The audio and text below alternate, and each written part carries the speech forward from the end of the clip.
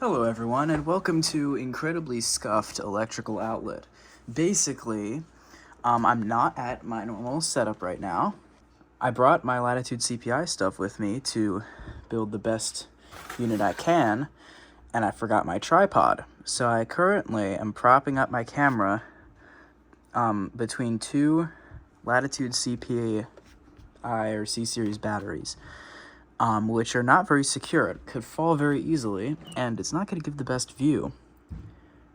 But I'm not waiting a day to record this, because I want to get these set up.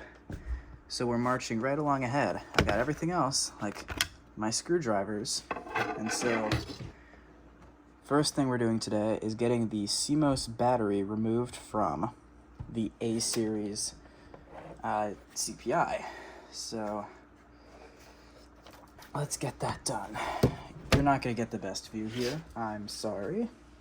That's just how it's going to be. So I'll try to make my commentary as descriptive as possible. My apologies. Oh, come on. Get the CD drive out. Oh, why won't it come out? You know, I'm just taking it here and doing it. There we go. CD-ROM module. Yeah, so if you don't know, this is a great view here. You can see the little green guy in the back of the battery bay. That is the CMOS battery. On these Latitudes, and on just about every laptop from this time, they were used. They're nickel metal hydride cells in there, manufactured by Varta, and they will leak. And when they leak, you will be very unhappy, as your Latitude CPI, or whatever computer you have, it goes for just about every brand you could think of, including the ones you couldn't think of, like the random ones, like Winbook from Microelectronics Inc. They all used them. AST used them. IBM used them. Compaq used them. Toshiba used them. Apple used them. You name a brand, they've used them in at least one of their models. You gotta get them out. They leak.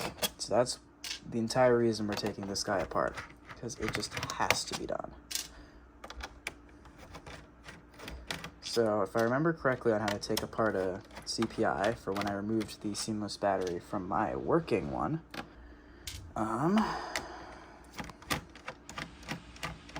let's, what we have to do here in order to get these all apart is we have to first remove this back piece here, which is a separate part. Pretty simple if I remember correctly. Just have to remove all the visible screws and it comes out. Let's see if that holds true on the A-Series Latitudes. I think this piece is also at least partially responsible for holding the hinge in place. So, yeah, don't know how good of an idea that was, in case it were to break or anything. I've seen a couple on eBay where this piece is in ruins, and I'll bet that's why. I don't know. Let's see now if it just slides out. It should. It might have any clips that I need to get. Oh.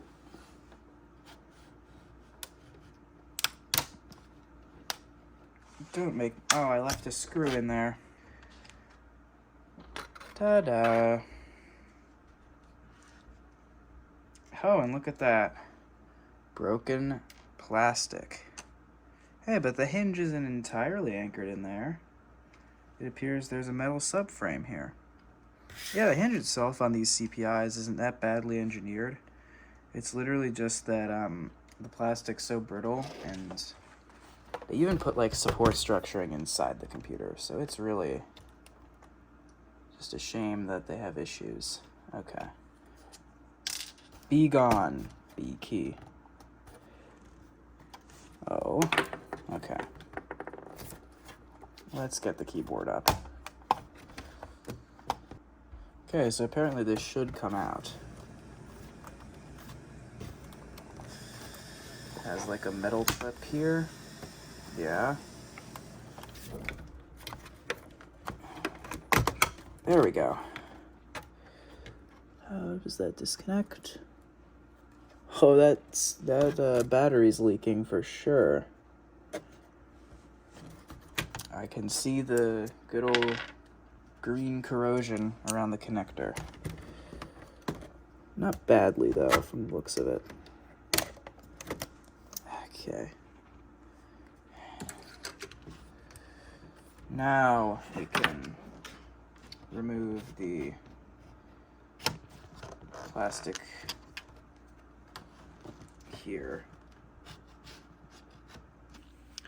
Alright, I'm not gonna lie to you, I did break a little bit of plastic because I couldn't see the screws there and it just snapped instead. That was stupid, and man, this plastic that Dell used is so brittle.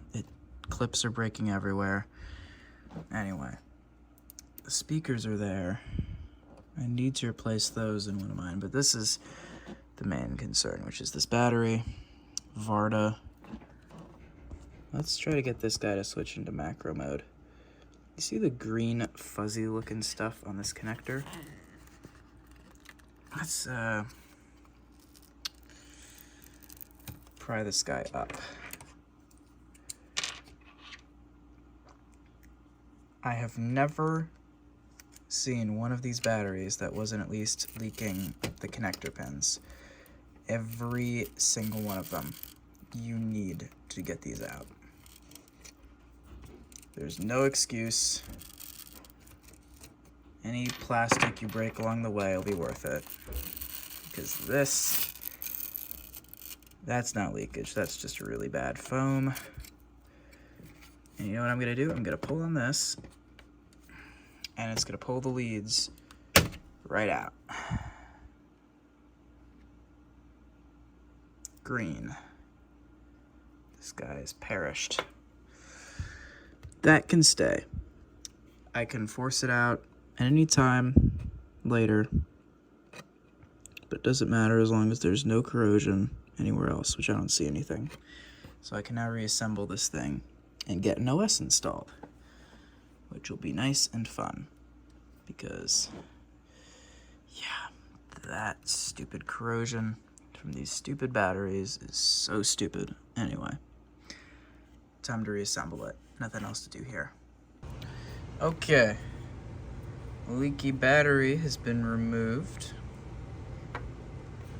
Computer's plugged in and reassembled. Lots of broken plastic later. These are not, they're just bad. Ugh, hate dealing with these plastic-wise. The whole left hinge split. I'm gonna need to epoxy it up, but let's boot.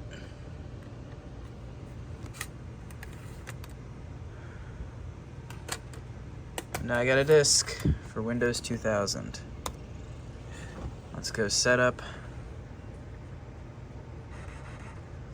A366 XT. The A series Latitude.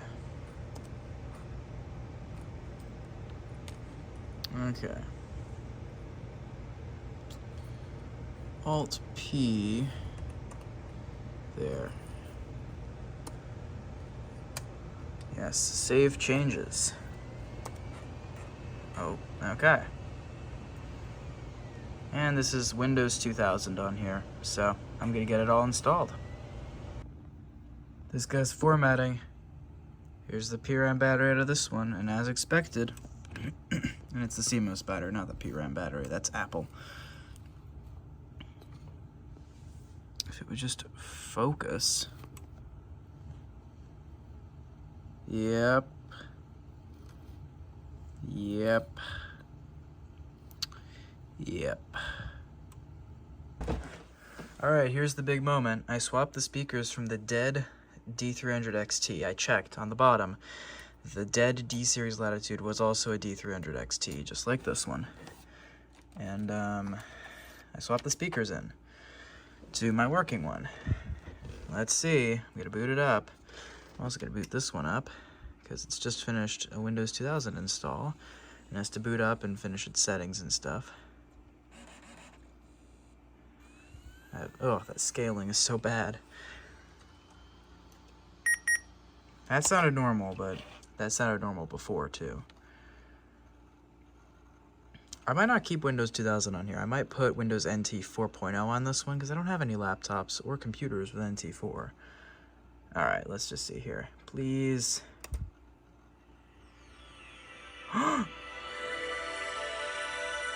It sounds okay. Unfortunately, I've just heard the startup sound off of the A366 XT, and the speakers on this one are blown. All the Dell speakers from this time seem to have this problem. My Latitude CS is also blown. All right, let's hear Time by Sin Cole, which I use the instrumental version of this in my background music sometimes. Ooh.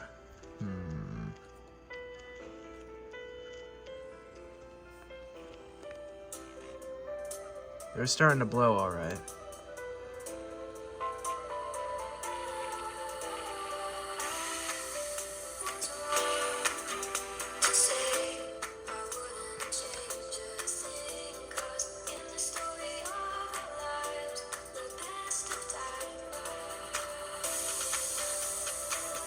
You know, I don't know. It might be like the iMac G3s where there's something in them that degrades, and then once some big old bass gets pumped through them, they just blow and in that case, I mean, they're pretty standard looking things. There's nothing special about them. They're just two little wires. So, I mean, I'm sure I could go on AliExpress and find some suitable replacements. And I'm probably going to do that because this guy is blown. But, yeah, they're working for now. And we're done. This is going to be the end of the video. This guy's all up and running. This one has one good speaker now. Here's how the left one sounds. And the right.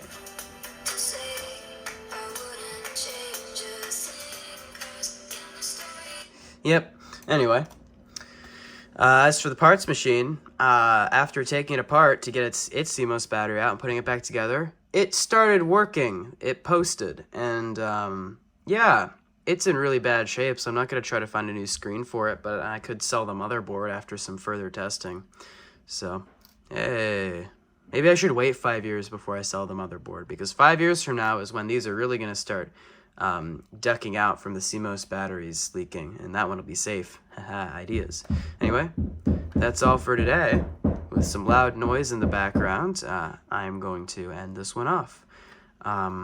Next up should be my 1,000 subscribers special series. I'm working on that now. So, yeah, just gotta get a normal video out today, but see everyone later. Have a good day.